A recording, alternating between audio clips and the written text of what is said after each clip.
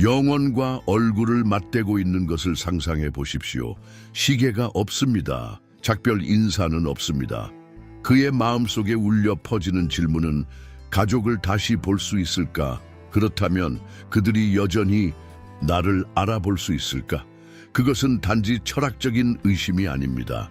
그것은 영혼의 구멍입니다.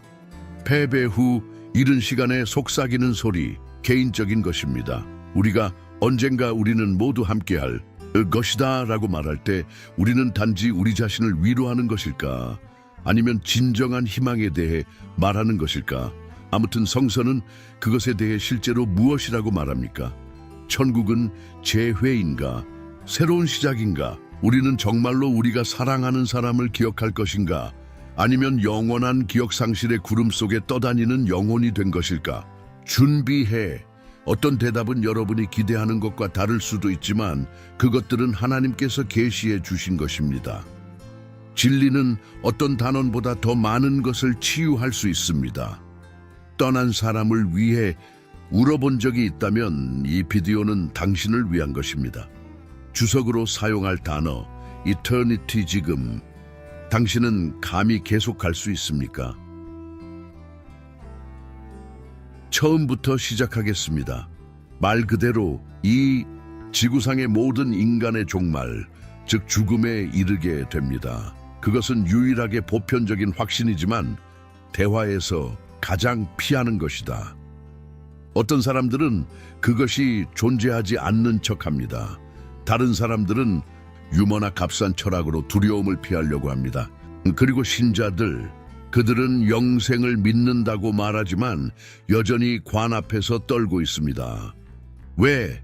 죽음 이후에 무엇이 오는지는 수수께끼로 남아있기 때문에. 적어도 그렇게 보입니다. 하지만 성경은 영혼에 관한 수수께끼를 가지고 장난치지 않습니다. 그것은 매우 간단합니다. 우리가 죽을 때 몸은 흙으로 돌아가지만 우리의 영원한 부분인 영혼은 계속 살아 있습니다. 정처 없이 방황하는 것이 아니라 즉시 확실한 목적지로 가는 것입니다. 전도서 12:7은 흙은 원래대로 땅으로 돌아가고 영은 그것을 주신 하나님께로 돌아오리라고 요약합니다. 크리스천에게 죽음은 줄의 끝이 아닙니다. 그것은 과도기입니다. 건널목. 그리고 이 점은 영원한 가족과의 관계를 포함하여 그 이후에 올 모든 것을 이해하는 데 매우 중요합니다. 많은 사람들은 우리는 최후의 심판 때까지 잠을 잘 것이라는 막연한 생각을 가지고 있습니다. 다른 사람들은 우리가 이름과 영적 CPF로 불리는 천상의 INSS 스타일의 대기열을 상상합니다. 그러나 예수는 죽음 이후에 의식이 있다는 것을, 그리고 즉각적으로 존재한다는 것을 분명하게 하려고 노력하셨습니다. 누가복음 16기 그 30일에서 예수님은 부자와 나사로의 이야기를 들려주십니다. 하나는 고통으로 간다, 다른 하나는 위로를 위해서였다. 그리고 세부 사항을 보세요. 둘 다 의식이 있고 지구에서의 삶을 기억하며 주변 사람들을 인식합니다. 이는 다음을 의미합니다. 1. 영혼은 사후에도 여전히 살아있고 활동합니다. 2. 지상의 기억은 지워지지 않습니다. 3. 인식과 정체성은 계속 존재합니다. 즉, 당신은 하프와 기억 상실증에 걸린 작은 천사가 되지 않습니다. 당신은 계속 당신, 그러나 영혼의 잠은 어떠한가? 글쎄요, 이 용어는 일부에 대한 해석이지만 일반적인 규칙으로 성경적으로 유지되지는 않습니다. 바울은 고린도후서 5장 8절에서 근본적으로 다른 말을 했습니다. 우리는 육신을 떠나 주님과 함께 거하기를 원하노라. 기다릴 필요가 없습니다. 대기열이 없습니다. 그는 하나님과 함께 즉시 임재합니다. 구원받은 사람들을 위한 천국은 이곳에서의 삶이 끝나는 순간 시작됩니다. 눈 깜짝할 사이 마지막 숨을 내쉰다. 그리고 영광입니다. 하지만 몸은 어떠한가? 글쎄요, 그 부분은 2단계를 위한 것입니다. 부활.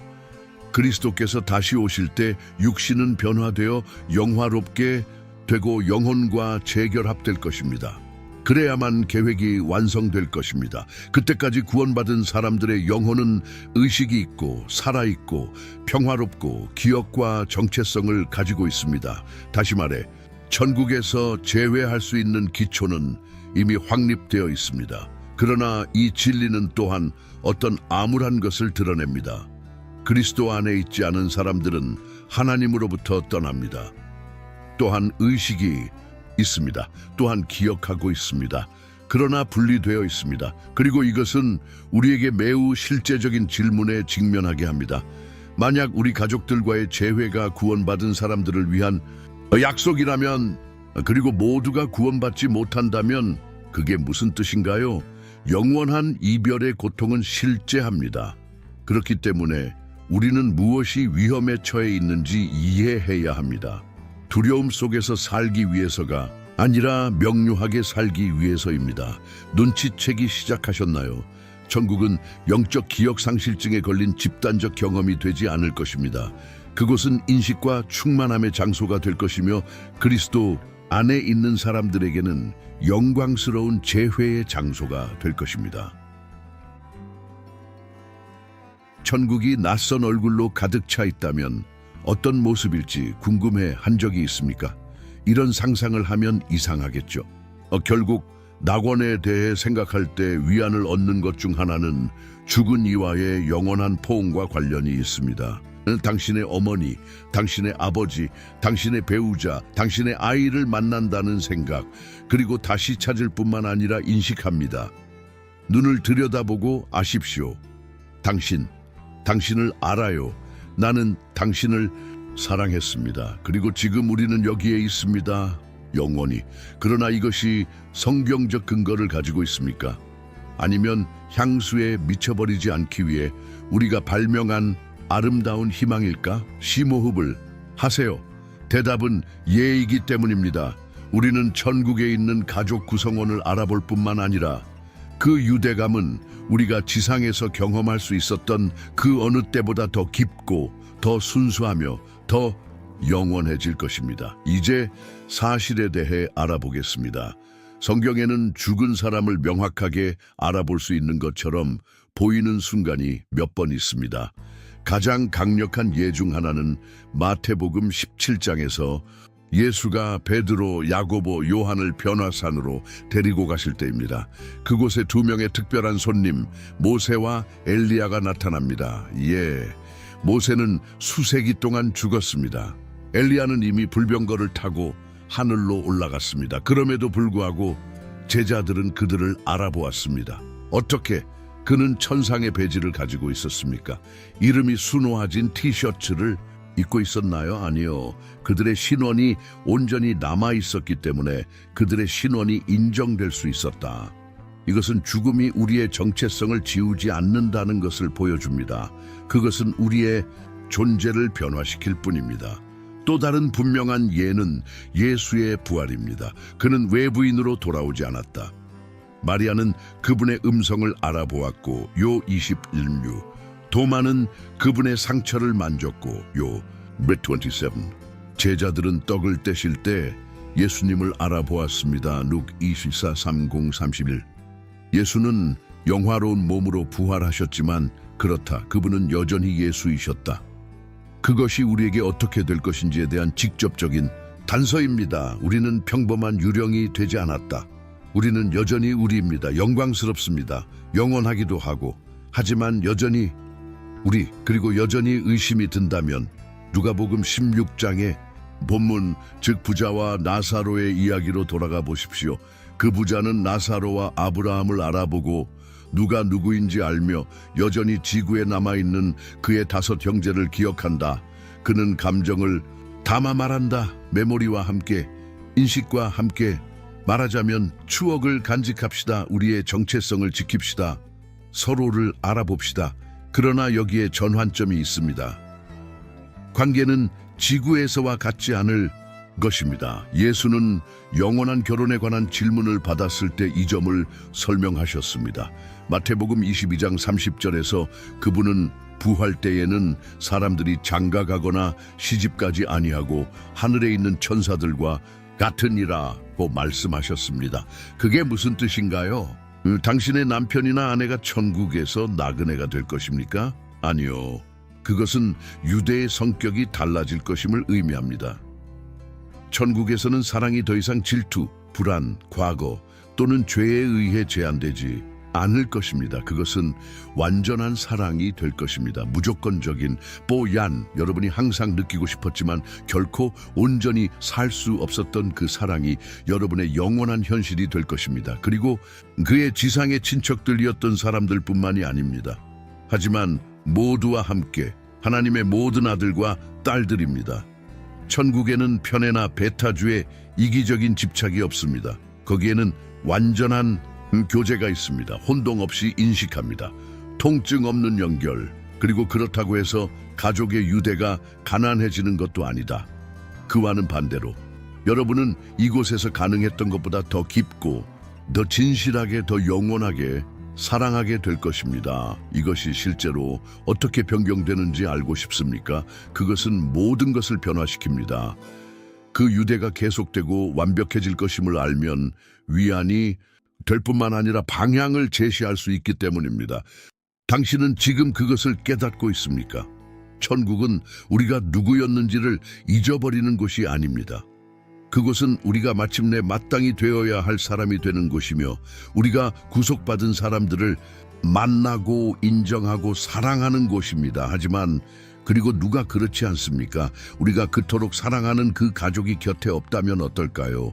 이것은 아무도 짊어지고 싶어 하지 않는 무게입니다. 그러나 그것은 우리 대화의 다음 단계입니다. 이제 우리는 아무도 큰 소리로 묻고 싶어 하지 않지만 해결되지 않은 고통처럼 영혼 깊은 곳에서 고동치는 질문에 도달했습니다. 내 가족 중 그 사람이 천국에 있지 않은가? 솔직히 말해서 우리가 사랑하는 모든 사람들이 같은 믿음을 가진 것은 아니기 때문입니다. 어떤 사람들은 하나님을 조롱했습니다. 다른 사람들은 단순히 그분으로부터 멀리 떨어진 삶을 살았습니다. 어떤 이들은 선한 사람들이었고 심지어 다른 많은 신자들보다도 더 훌륭했지만 그들은 은혜의 초청을 거절했습니다. 그렇게 이번엔 또 뭐예요? 우리가 사랑하는 사람이 하나님과 영원히 분리되는가? 부분별로 가자. 그리고 진실과 함께 진실만이 위로하기 때문입니다. 아플 때조차도 성경은 영원한 운명에 대해 희망적인 해석의 여지를 남기지 않습니다. 문은 넓고 멸망으로 인도하는 길은 넓으며 많은 사람들이 그것을 통해 들어온다. 예수 협착한 문은 좁고 생명으로 인도하는 길은 좁아서 그것을 찾는 자가 적다. 마태 7:13. 이것은 그렇다. 모든 사람이 천국에 있지는 않을 것이라는 것을 의미한다. 그리고 여기에는 매우 유감스럽게도 우리와 가까운 사람들도 포함됩니다. 우리가 사랑하는 사람들, 로마서 2장 6, 8절은 하나님께서 각 사람에게 그의 행위대로 갚아주실 것이라고 말합니다. 진리를 거부하고 악을 더 좋아하는 자들은 하나님으로부터 영원히 분리되는 것에 직면하게 될 것이다. 그러나 여기에 가장 어려운 점이 있습니다. 우리가 사랑하는 사람을 잃었다는 것을 안다면 어떻게 천국에서 충만한 기쁨을 누릴 수 있습니까? 첫째, 우리의 관점은 영원토록 완전히 바뀔 것임을 이해해야 합니다. 우리의 비전은 정화될 것입니다. 우리의 마음은 더 이상 자아, 고통 또는 세속적인 향수에 의해 제한되지 않을 것입니다. 계시록 21:4은 하늘에서 저가 그들의 눈에서 모든 눈물을 닦아주실 것이라고 보증합니다. 더 이상 죽음도, 더 이상 슬픔도, 더 이상 울음도, 더 이상 고통도 없을 것입니다. 다시 말해 천국은 후회가 없는 곳이 될 것입니다. 죄책감이 없습니다. 아픈 향수는 없습니다. 누가 빠졌는지 기억한다면 어떻게 이런 일이 가능할까요? 성경은 자세히 대답하지는 않지만 하나님의 공의는 완전하고 그분의 사랑은 완전하다는 것을 우리가 신뢰할 수 있을 만큼 충분히 분명하게 말합니다. 이사야 55장 9절은 하늘이 땅보다 높음같이 내 길은 너희의 길보다 높으며 내 생각은 너희의 생각보다 높으니라고 말씀합니다. 오늘날 우리가 완전히 이해할 수 없는 어떤 방법으로 하나님께서는 친히 우리의 마음과 기억을 조정하셔서 천국이 진정한 천국이 되게 하실 것입니다. 그렇다고 해서 우리가 무감각하다는 뜻은 아닙니다. 오히려 하나님의 공의에 대한 우리의 이해가 너무나 깊고 명료하여 고통이나 의문이 생길 여지가 없게 되기를 바란다. 우리는 평화를 누릴 것입니다. 충만하고 절대적이며 영원합니다. 하지만 그렇다고 해서 우리에게 책임이 없는 것은 아닙니다. 그와는 반대로 이 현실이 우리를 두렵게 한다면 그것은 또한 우리를 움직여야 합니다. 생명이 있는 동안에는 시간이 있기 때문입니다. 시간이 있는 동안에는 기회가 있습니다. 누군가에게 믿도록 강요할 수 없습니다. 그러나 여러분은 신앙이 여러분 안에서 빛나는 방식으로 살 수 있습니다. 여러분은 간절히 기도할 수 있습니다. 대화를 열 수 있습니다. 당신은 긴급하게 사랑할 수 있습니다. 사도행전 16장 31절은 우리에게 강한 소망을 가져다 줍니다. 주 예수 그리스도를 믿으라, 그리하면 너와 네 권속이 구원을 얻으리라. 이것은 집단적 구원에 대한 자동적인 약속이 아니라 우리 가정에서 구원의 도구가 되라는 초대입니다. 하나님은 가족을 통해 일하십니다. 그리고 그분은 당신을 사용하실 수 있습니다. 이 하늘은 완벽합니다. 그러나 우리는 여전히 지구에 있습니다. 그리고 여기 우리가 사랑하는 사람들을 위해 싸울 때입니다. 인간의 힘으로는 안 됩니다. 그러나 무릎을 꿇고 진실한 사랑과 용기를 내어 진실을 말하십시오. 누군가를 천국에 있는 것을 보고 싶어 하는 것보다 더 큰 사랑의 행동은 없습니다. 그리고 이것은 우리를 다음 질문으로 이끕니다. 구원받은 자들과의 이 영광스러운 재회는 어떤 모습일까요? 이 영원한 우정은 어떤 모습일까요? 울고 난 후에는 희망을 가지고 미소 지어야 하기 때문입니다. 고통 뒤에는 약속이 옵니다. 그리고 복음의 심장부에서 강한 박동처럼 고동치는 것이 있다면 그것은 바로 재회입니다. 성경은 사후 위로만 약속하지 않습니다. 그것은 우리에게 훨씬 더 깊은 것, 즉 죄와 시간과 죽음이 끊으려고 했던 속박의 완전하고 영원한 회복을 약속합니다. 하지만 정확히 어떻게 될까요? 우선 우리는 천국에 대한 어린아이 같은 생각을 버려야 합니다. 할머니를 다시 만나 날아다니는 기저귀를 찬 작은 천사들과 차를 마시는 영원한 놀이공원은 아닐 것입니다. 구름, 하프, 확산된 빛의 진부한 표현은 잊어버리세요. 하늘은 당신의 눈이 이제껏 본 어떤 풍경보다 더 현실적입니다. 집보다 더 콘크리트합니다. 그 어떤 포옹보다 강렬했다. 그리고 그 안에서 관계는 단순히 계속되는 것이 아니라 치유되고 고양되고 완벽해집니다. 고린도전서 13장 12절. 이제 내가 부분적으로 안다. 그러면 내가 온전히 알려진 것 같이 나도 온전히 알게 될 것이다.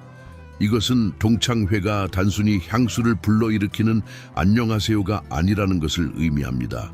그것은 총체적이고 심오하고 완벽한 인식이 될 것입니다. 완전한 지식 이곳 지구에서 우리는 심하게 사랑합니다.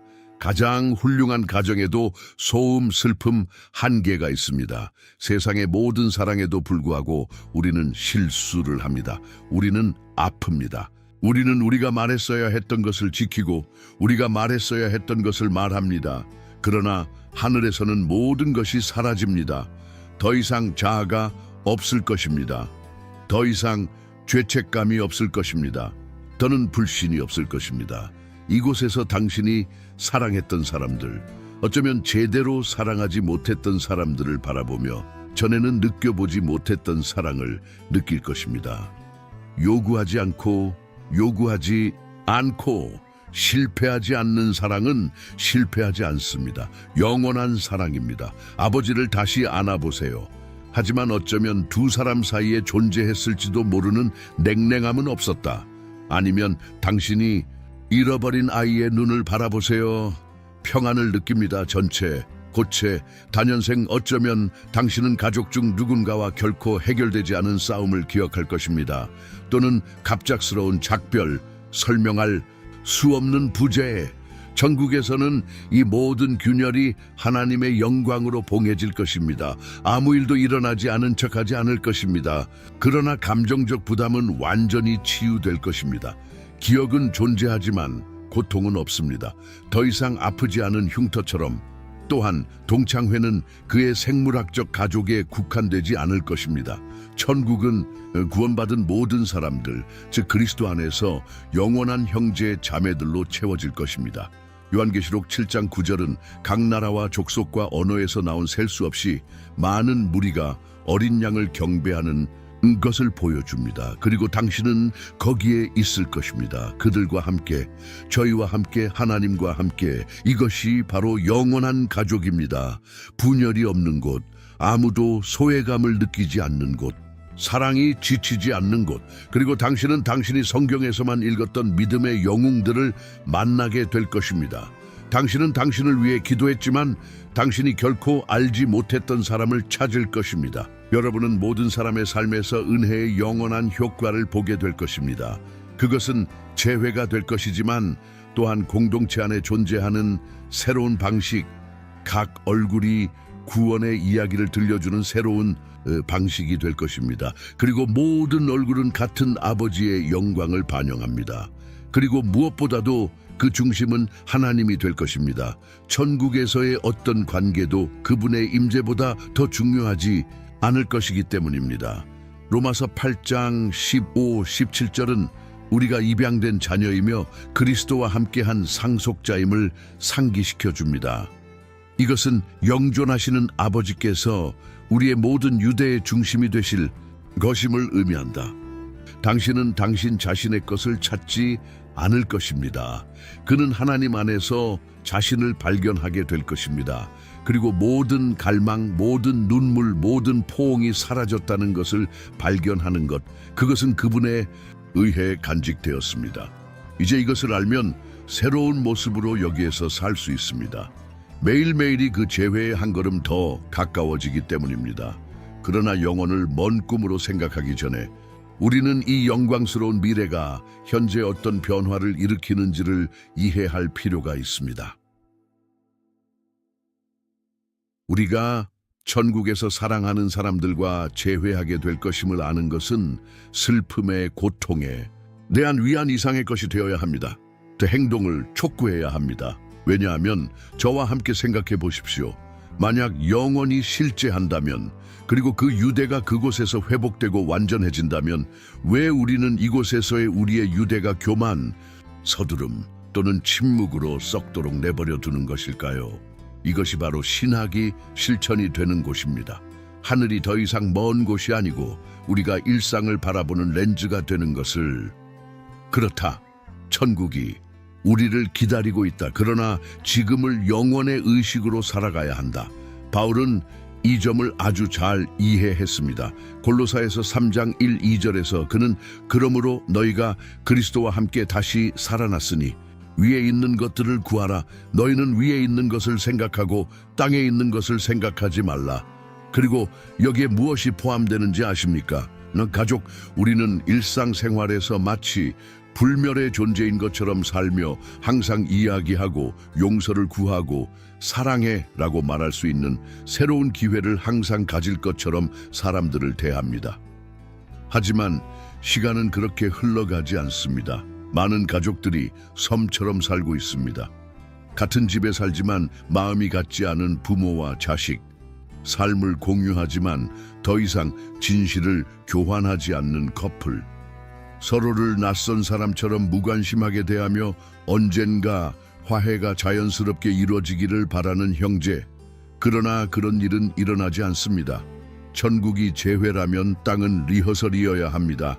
우리가 영원히 살 사랑을 실천하는 곳, 무료랩 예수께서는 사랑하기 쉬운 사람만 사랑하라고 명하지 않으셨습니다.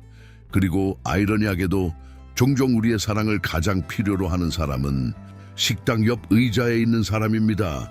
천국에서는 관계가 완벽할 것이라고 믿는다면 우리는 망가진 것을 치유하기 위해 오늘부터 시작해야 합니다. 용서하고 용서를 구하고 인내하며 경청하고 연약해지는 것, 그것이 바로 영혼을 위한 준비이기 때문입니다. 아이가 천국에 가는 모습을 보고 싶으신가요? 그러니 지금 천국의 시민으로 사는 것이 어떤 것인지 보여주십시오. 그곳에서 부모님을 만나고 싶으신가요? 그러니 그들이 완벽하지 않더라도 감사를 반영하는 말과 태도로 여기에서 그들을 존중하십시오. 당신은 당신의 아내, 당신의 남편을 보고 그곳에서 순수하게 그들을 사랑하기를 원합니까? 그러니 여기에서 그들을 긍휼히 여기십시오. 두 사람보다 더 큰 것을 가리키는 종류의 사랑으로 살아가세요. 그리고 하늘을 염두에 두고 산다고 생각하지 마십시오. 아니요. 오히려 그 반대입니다. 그것은 하나님께서 주신 사명, 즉 그분이 사랑하시는 것처럼 사랑하라는 사명에 굳게 발을 딛고 사는 것입니다. 여러분의 모든 태도가 영원한 씨앗이 될 수 있기 때문입니다. 모든 용서의 몸짓, 은혜로 직면한 모든 어려운 대화, 하느님과 멀어진 친척을 위해 침묵 속에서 드린 모든 기도, 이 모든 것은 하늘의 메아리를 울립니다.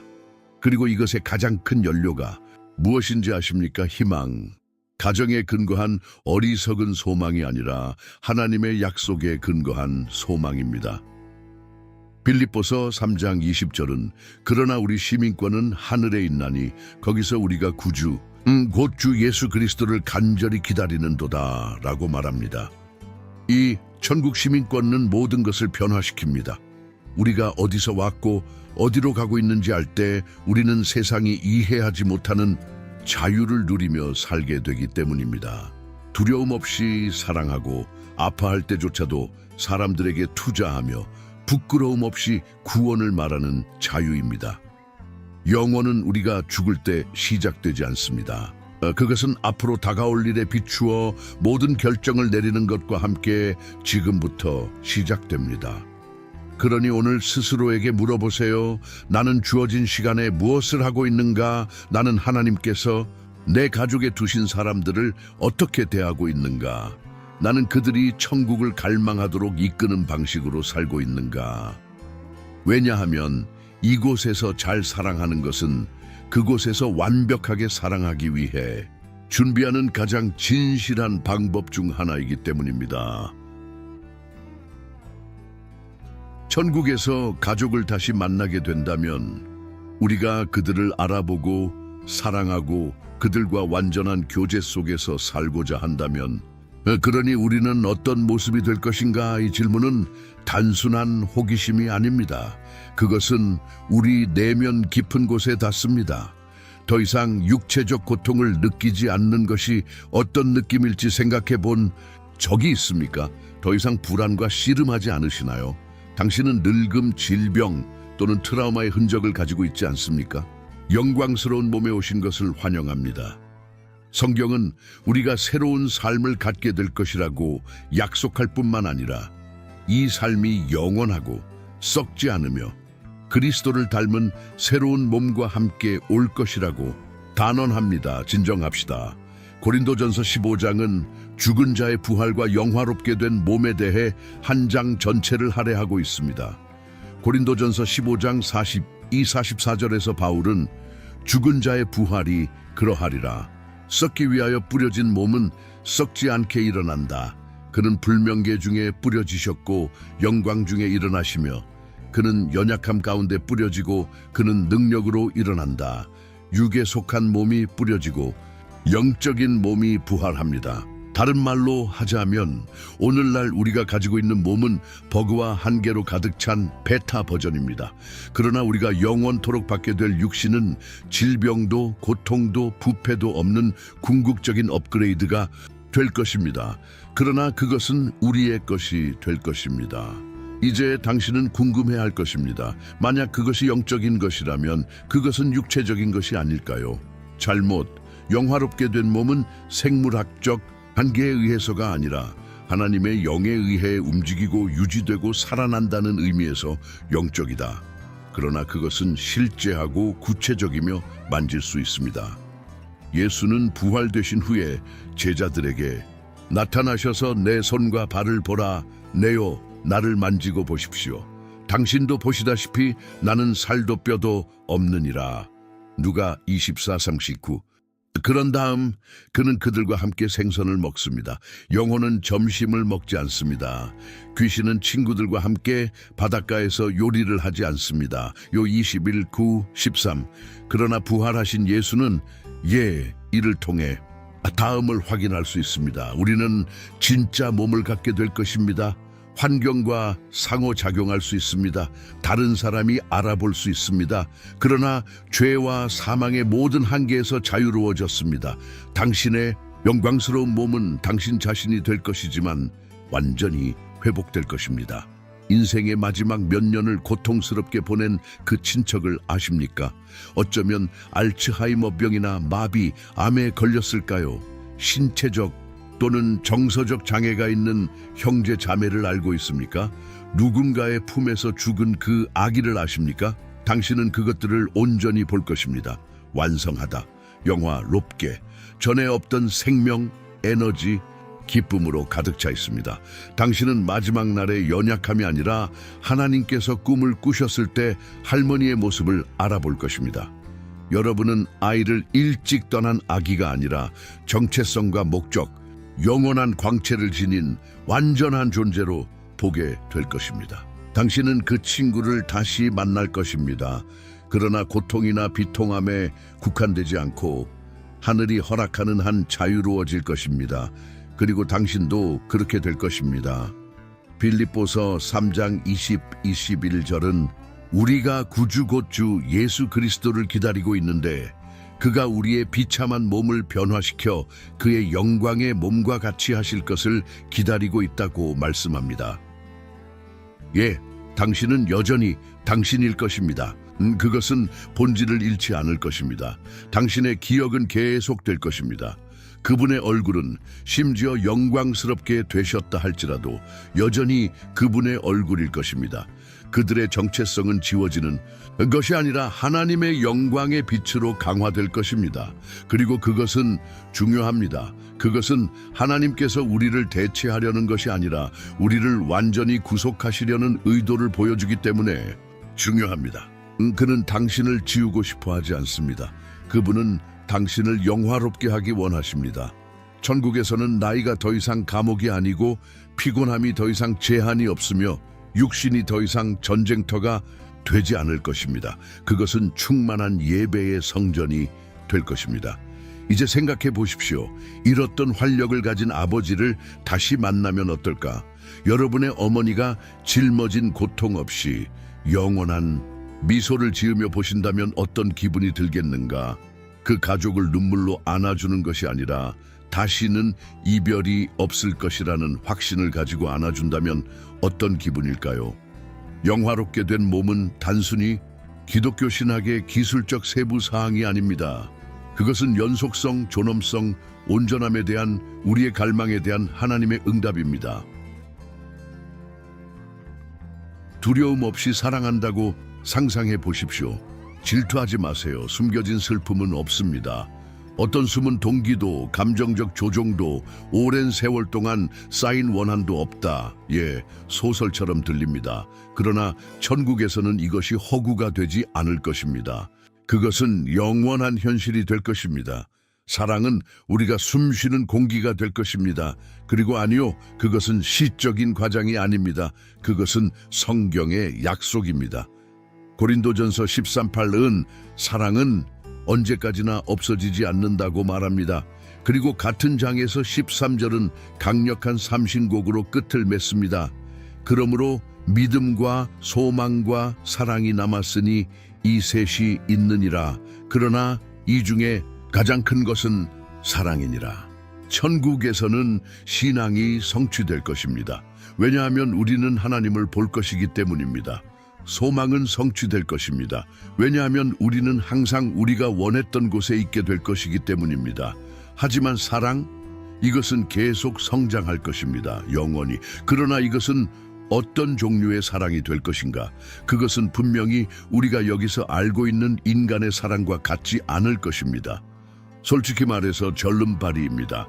여기서 우리는 같은 날 사랑하고 아파합니다. 우리는 그것을 좋아하지만 조건을 둡니다. 우리는 사랑하지만 한계가 있습니다. 천국에서 우리는 이러한 제약에서 자유로워질 것입니다. 오해는 없을 것입니다. 질투심은 없을 것입니다. 우리가 사랑하는 사람들과도 논쟁에서 이기려는 기괴한 욕망은 없을 것이다. 하나님이 사랑하시는 것처럼 사랑합시다. 당신은 당신의 가족을 알아보지 못할 것입니다. 그는 결코 사랑할 수 없었던 것처럼 그들을 사랑할 것이다. 당신은 하나님의 마음에서 직접 흘러나오는 사랑을 느낄 것입니다. 여과 없이, 막힘 없이, 자물쇠 없이. 당신은 당신의 어머니, 당신의 아버지, 당신의 자녀, 당신의 배우자를 사랑하게 될 것입니다. 그러나 당신은 또한 교회에서 무시했던 그리스도 안에 있는 그 형제를 사랑하게 될 것입니다. 여러분은 여러분 세대를 위해 기도했던 그 무명의 선교사를 사랑하게 될 것입니다. 그는 지상에서 가장 위대한 시인조차도 말문이 막힐 정도로 강렬하게 하느님의 백성을 사랑할 것입니다. 왜? 하나님은 사랑이시기 때문입니다. 요한 1서 48. 그리고 하늘에서 그분은 단지 느껴지는 존재가 아닐 것입니다. 그것은 우리를 둘러싼 분위기가 될 것입니다. 그리고 나서 당신은 묻습니다. 하지만 특별 채권은 어떻습니까? 우리는 모든 사람을 똑같이 사랑할 수 있을까요? 정확히 같지는 않지만 완벽합니다. 당신은 여전히 지상의 가족과 특별한 유대감을 가지고 있을 것인데, 왜냐하면 그 인식과 기억이 계속되기 때문이다. 그러나 이러한 유대감은 치유되고 정화되고 고양될 것입니다. 당신의 생애 동안 당신과 함께 걸었던 배우자, 당신은 세속적인 의미에서 결혼하지는 않을 것이지만 어떤 계약이 담을 수 있는 것보다 더 깊은 사랑으로 영원히 결합될 것입니다. 당신이 잃은 아들, 거기에만 있는 것이 아닙니다.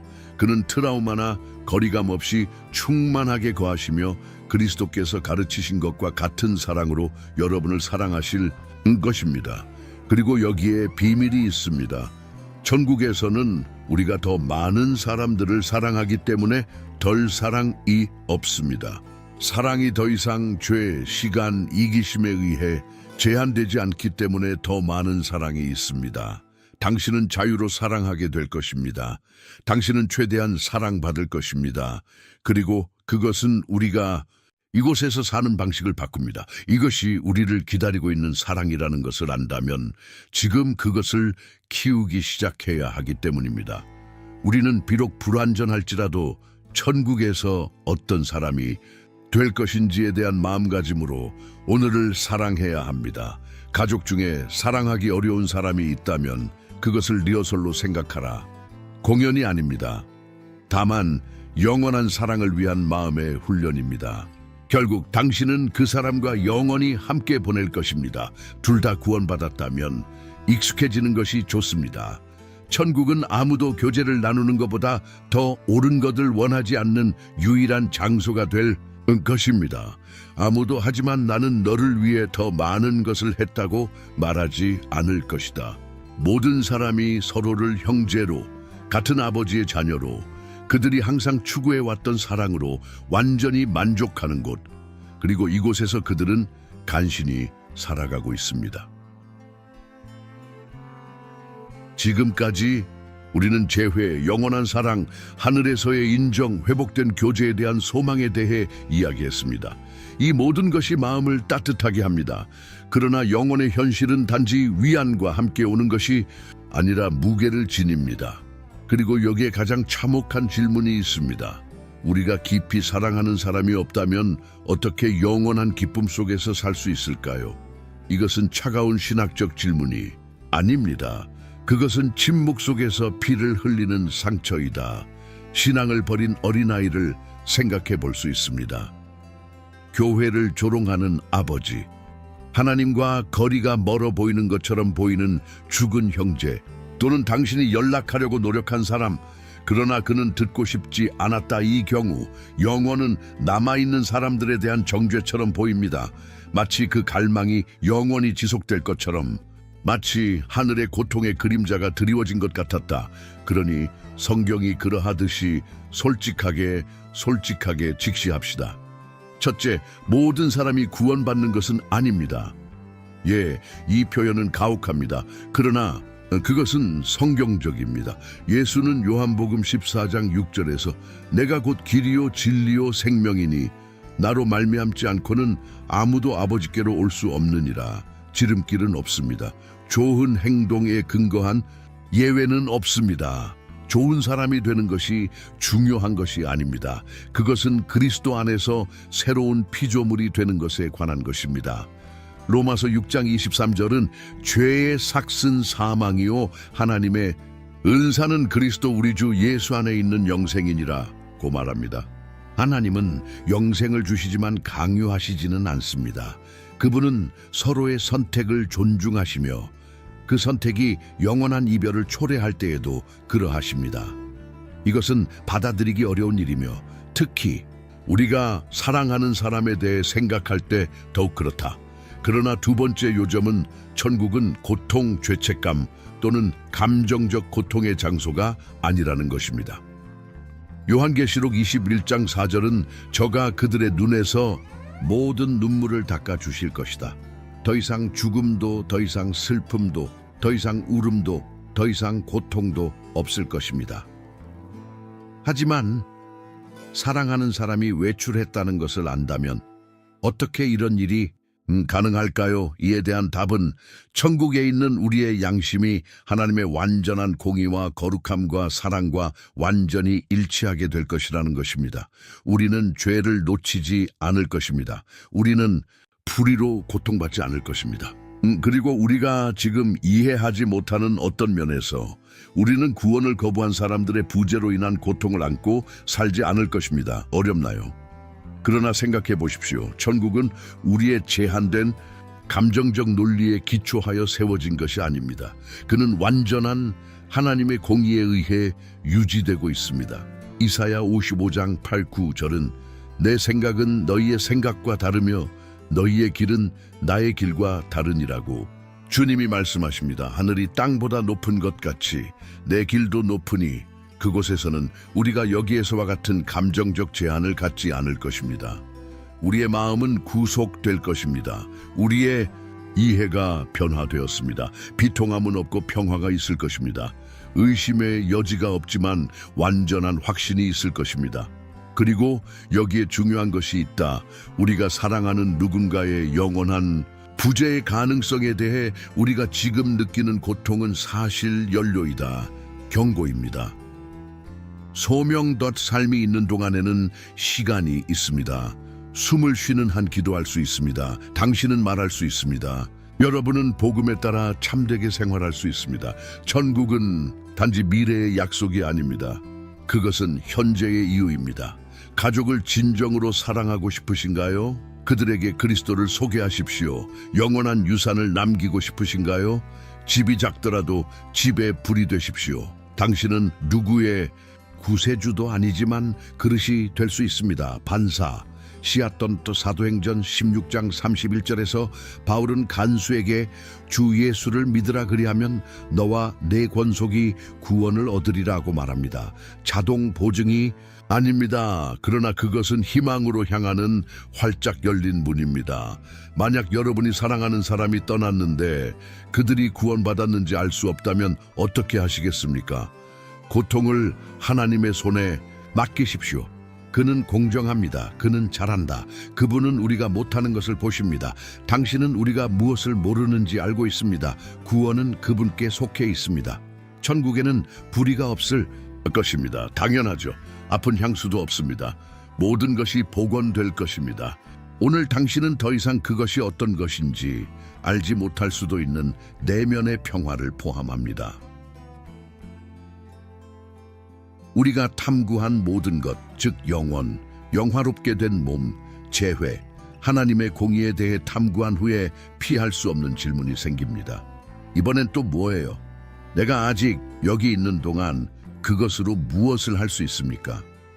왜냐하면 스포일러, 당신은 아직 숨을 쉬고 있기 때문입니다.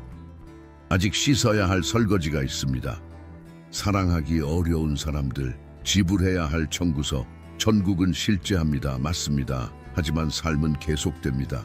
당분간은 너 따라서 올바른 질문은 죽음 이후에 나를 기다리고 있는 것이 아니라 하늘은 지금 나의 삶의 방식을 어떻게 변화시켜야 하는가입니다. 정답은 무엇일까요? 긴급 그리고 목적이 있습니다. 빌립보서 3장 20절은 우리 시민권은 하늘에 있느니라고 말합니다. 즉 당신은 천국의 시민입니다. 여기에서 외국인으로 살고 있습니다. 그러면 모든 것이 바뀝니다. 다른 나라에서 관광객이 어떻게 행동하는지 본 적이 있습니까? 그는 시간이 얼마 남지 않았다는 것을 알고 있습니다. 그는 관찰하고 가치를 매기고 기록하고 매 시간에 무엇을 할 것인지를 잘 선택한다. 그는 남을 사람으로 살지 않습니다.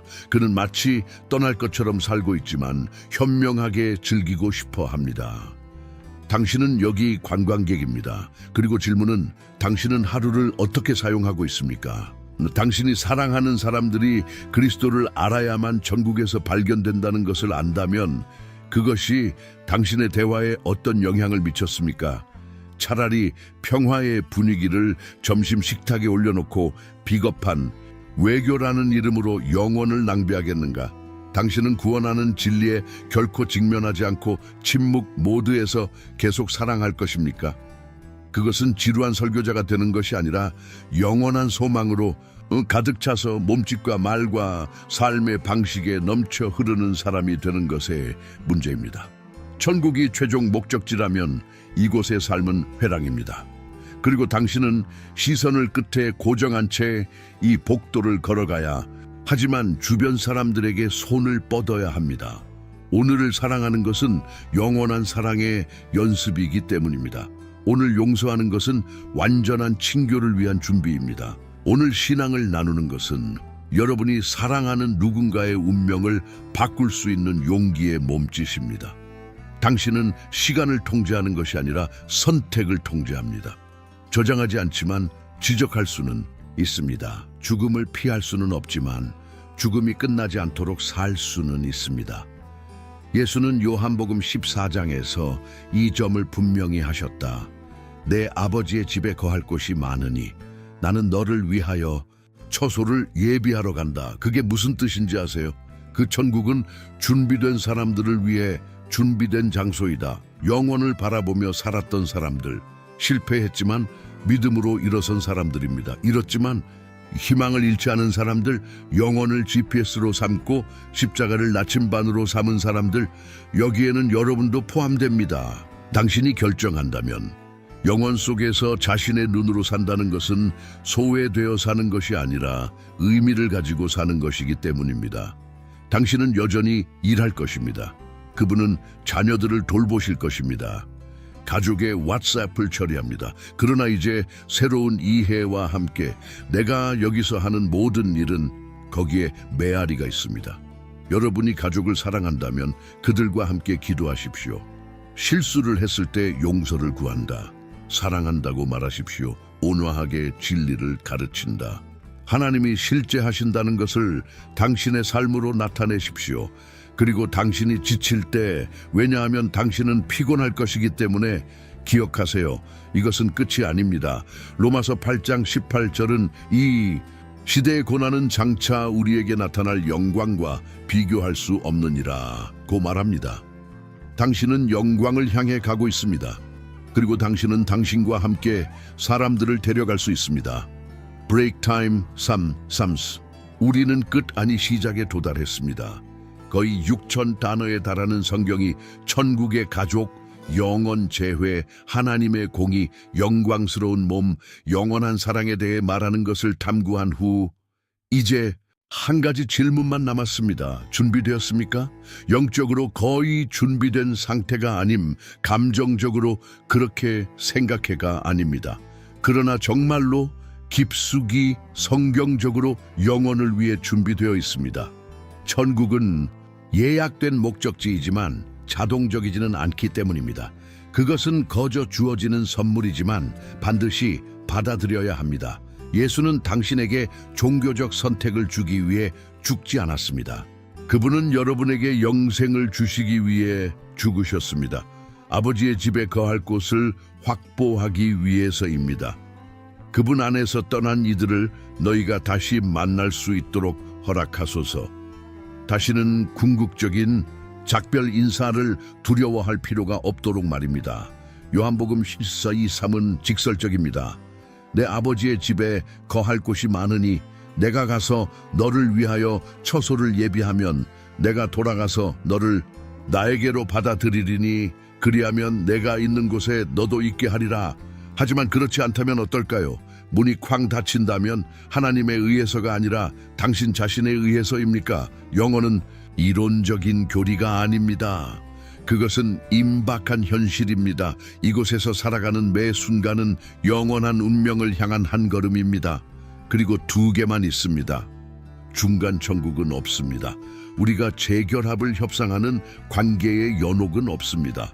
당신이 그리스도 안에 있든지 아니면 그분과 분리되든지 둘 중 하나입니다. 그리고 이제 쓰는 것이 가장 아픈 부분이 나옵니다. 좋은 의도를 갖는 것만으로는 충분하지 않습니다. 아름다운 감정을 갖는 것만으로는 충분하지 않습니다. 어떤 식으로든 하나님을 믿는 것만으로는 충분하지 않습니다. 성경은 믿고 세례를 받는 자는 구원을, 어때 믿지 않는 자는 정죄를 받으리라고 분명하게 말합니다. 마가 16:1로 천국에서 가족을 다시 만나고 싶습니까? 당신은 당신의 아들, 당신의 어머니, 당신의 아버지, 당신의 아내, 당신의 형제를 보고 싶습니까? 그러니 당신이 거기에 있을 것인지 확인하는 것부터 시작하십시오. 회개, 배달. 예수는 소셜미디어 팔로워를 원하지 않습니다. 그분은 제자를 원하십니다.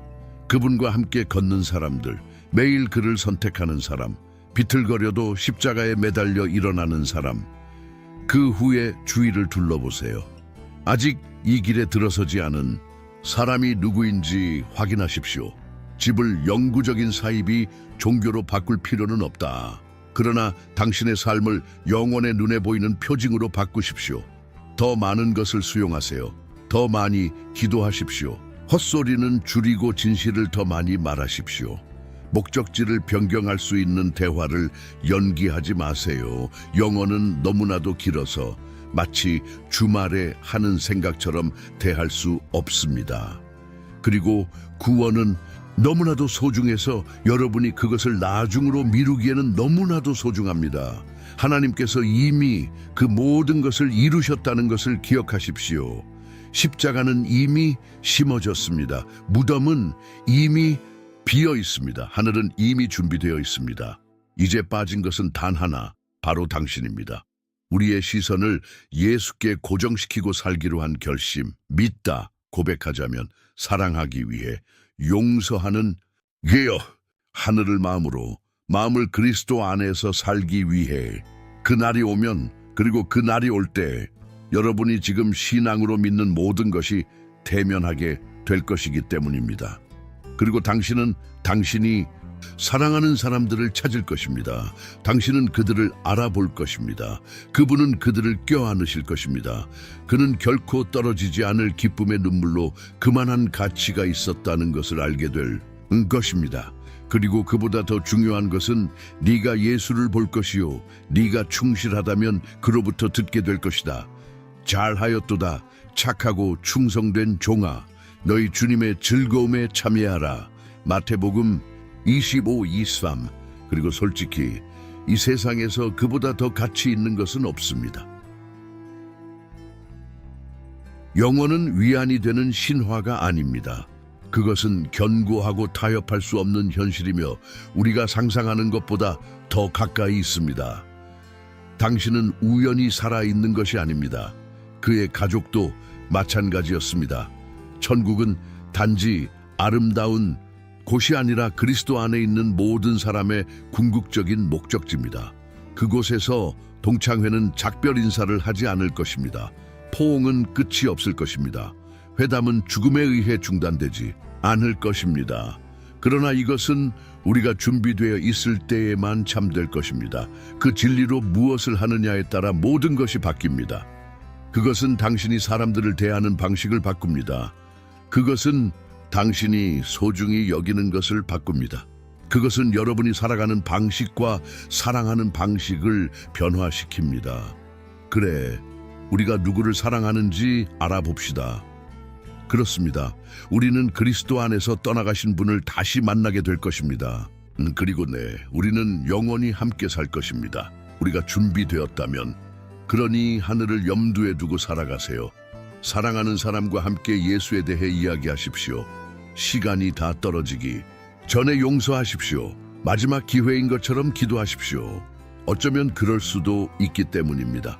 영원은 지금부터 시작됩니다. 그리고 하나님의 초대는 여전히 열려 있습니다. 이 동영상이 여러분의 마음을 감동시켰다면 이 동영상을 들어야 할 누군가에게 공유한다. 그리고 댓글에 정말 중요한 것, 영원히 지속될 것, 모든 마음이 갈망하는 것을 상기시켜주는 단어를 적으십시오. 영원.